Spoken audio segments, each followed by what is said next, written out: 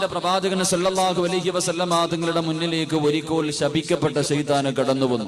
എല്ലാ പ്രവാചകന്മാരുടെ മുന്നിലും ശൈത്താൻ കടന്നുപോയി. ആദം നബിയുടെ മുന്നിൽ പോയി, നൂഹ് നബിയുടെ മുന്നിൽ പോയി, ഇബ്രാഹിം നബിയുടെ മുന്നിൽ പോയി, മൂസാ നബിയുടെ മുന്നിൽ പോയി. എല്ലാ പ്രവാചകന്മാരുടെ മുന്നിലും ശപിക്കപ്പെട്ടവൻ കടന്നു ചെന്നു.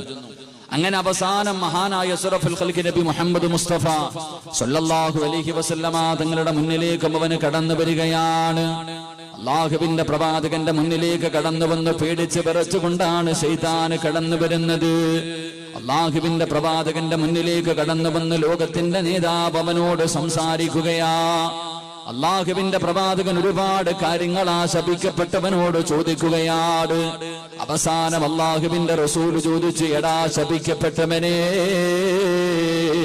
എപ്പോഴും നിന്റെ മുഖത്ത് വല്ലാത്ത സന്തോഷമാണല്ലോ, എപ്പോഴും നിന്റെ മുഖത്ത് വല്ലാത്ത സന്തോഷമാണല്ലോ.